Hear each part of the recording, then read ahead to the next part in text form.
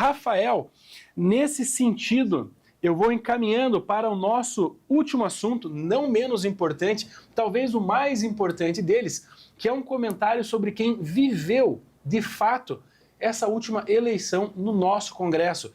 O Brasil tem diversas boas pessoas interessadas em mudar a nossa realidade através dos meios corretos, porque você escuta muito historinha.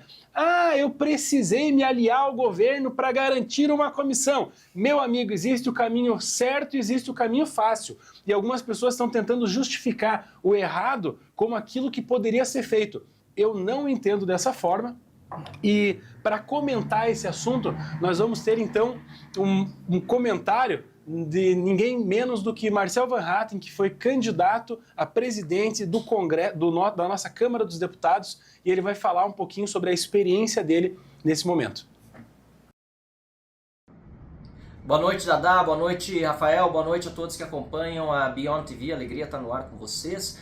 As eleições para a presidência da Câmara tiveram um resultado que infelizmente não era o que eu gostaria.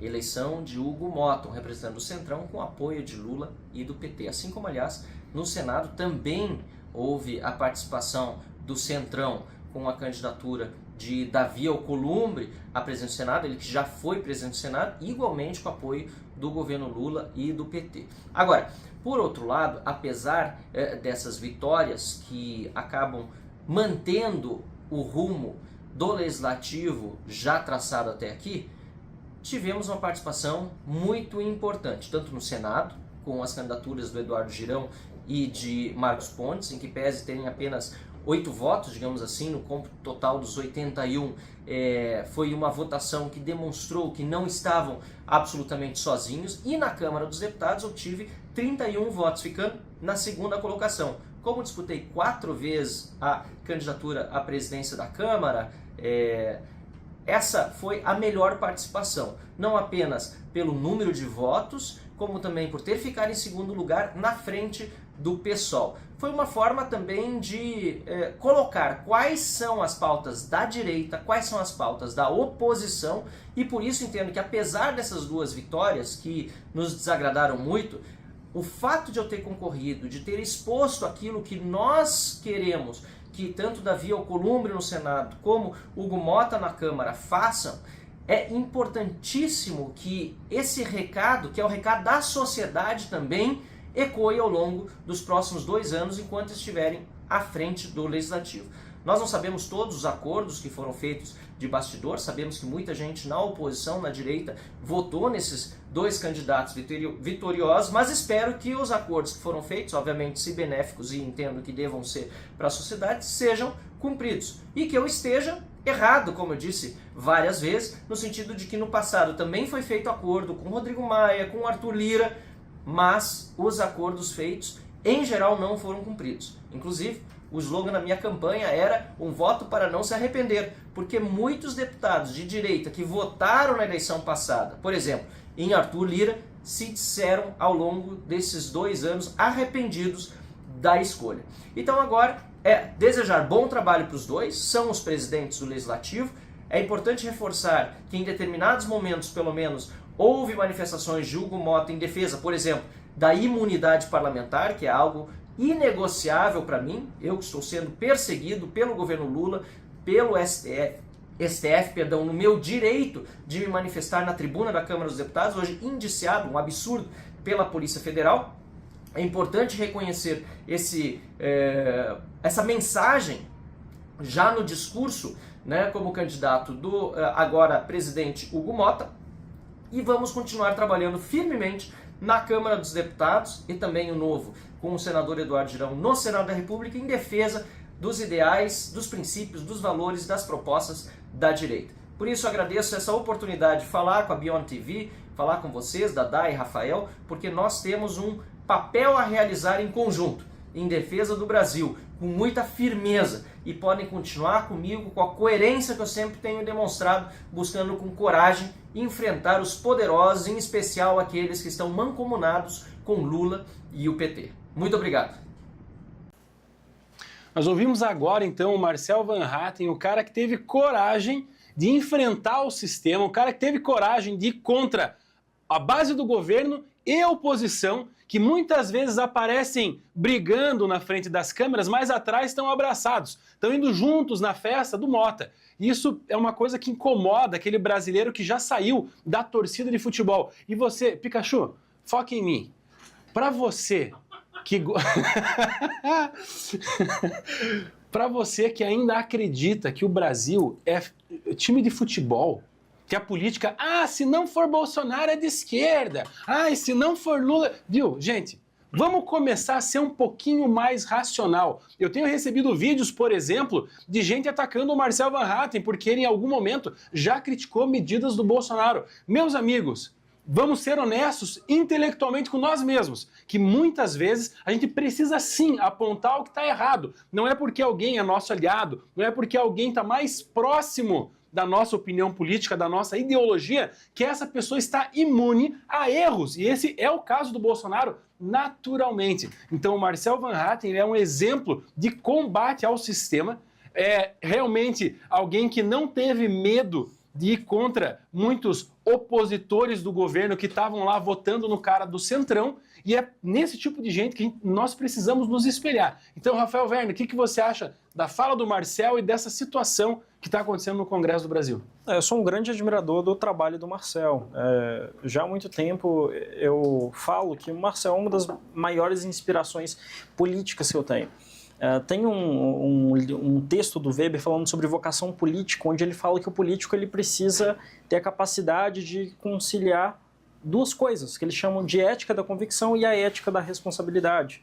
Você tomar decisões sabendo das consequências que ela vai ter, mas sem abrir mão de um norte moral que não vai deixar as suas ações descambarem para qualquer lado. Enquanto o Marcel tem essa ética da convicção, que nós vemos em outros deputados que se dizem de direita, é uma ética da conveniência, que ao invés de defender de fato aquilo que o país precisa, aquilo que nós precisamos para que a gente possa ter um dia um país mais desenvolvido, sem toda essa prostituição na política, esses deputados eles cedem ao sistema, aos incentivos, em troca de algumas pequenas posições que, no fim das contas, não vai fazer tanta diferença.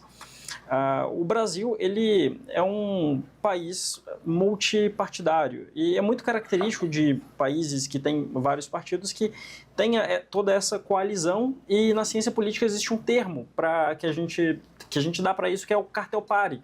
Então, tanto o PL quanto o PT, não é que eles são oposições, de fato eles concorrem, mas ao mesmo tempo eles são um cartel que estão ali jogando junto para não perder esses espaços. E como o Marcel bem colocou, no passado já tiveram casos onde esses acordos foram feitos, mas o que aconteceu?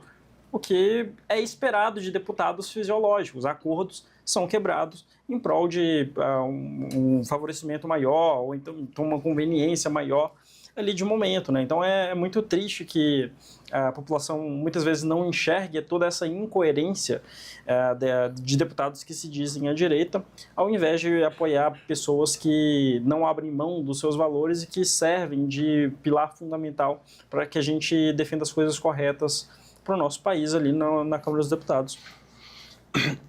Brasileiro, de maneira geral, precisa entender uma coisa, que a nossa vontade, é importante a gente pensar, eu gostaria muito que algo fosse feito dessa forma, mas na prática não é assim. O nosso conservador tradicional, o nosso direitista tradicional, ele acaba votando em gente muito ruim só porque está com o número do presidente que ele gosta, sem realmente olhar o que essa pessoa está falando. O brasileiro tem uma mania muito burra de ficar olhando para o mensageiro e não para a mensagem. E Rafa, eu te faço a pergunta, você não acha que talvez justamente muitos moralistas, talvez conservadores que não sabem o que estão conservando, alguns liberais que não sabem bem qual tipo de liberdade eles preferem, eles pegam e começam a atacar o Marcel porque o Marcel está sendo coerente dentro de uma defesa de ideias, e quando ele acaba atacando um político que é divergente, mas é de direita, o Marcel se torna vilão? Qual que é a tua opinião sobre isso? Não, evidentemente eu fico com a posição do Marcel. Se for para a gente votar em deputados à direita para manter a mesma postura, não faz sentido nenhum, né? Que viremos todos fisiológicos e passemos a defender a pauta do governo, né? Então te faço uma pergunta só para provocar mesmo. A democracia, então, será que é uma coisa tão boa? De forma nenhuma, né? Desde os gregos antigos, a democracia já é vista como uma corrupção de uma boa forma de governo. Deixa eu só falar um negócio enquanto advogado do Rafael agora. STF, ele não está fazendo um ato contra as instituições democráticas de direito. É um comentário filosófico, meramente especulativo. Por favor, cela especial para o nosso amigo. Pode continuar. Não, democracia, como bem diria Hope, é o Deus que falhou, né? Eu diria que nem é o Deus que falhou, é a vontade do diabo que deu certo. Então, desde os gregos antigos, a democracia é vista como uma forma uma corrupção de uma boa forma de governo. Que nós vemos é que quanto mais pessoas votando nós temos, piores são as pessoas que a gente tem nos representando, né? Então, toda essa ideia de sufrágio de votos, direito de votos, eu sou completamente contra, né? Pessoa que não paga imposto, estudante. Onde já se viu o estudante ter direito a voto? Ninguém leva o estudante a sério, né? E aí você vai dar... Nem o estudante. Nem o estudante. Aí você vai dar o direito dele de decidir o que o político vai dar canetada para o país inteiro. É um completo absurdo. Então, esse é o tipo de reflexão que a gente quer provocar você que está assistindo a fazer. Porque eu vou deixar uma frase para que você pense, talvez você não concorde, mas meu amigo Denis Xavier, ele fala assim, o conhecimento causa desconforto, mas a democracia não seria então só a imposição da vontade da maioria sobre uma minoria que perdeu? Pense nisso. Você não precisa concordar, você não precisa gostar e não precisa responder, mas pense nisso, porque se os idiotas forem maioria, eles vão impor regras sobre as pessoas que raciocinam.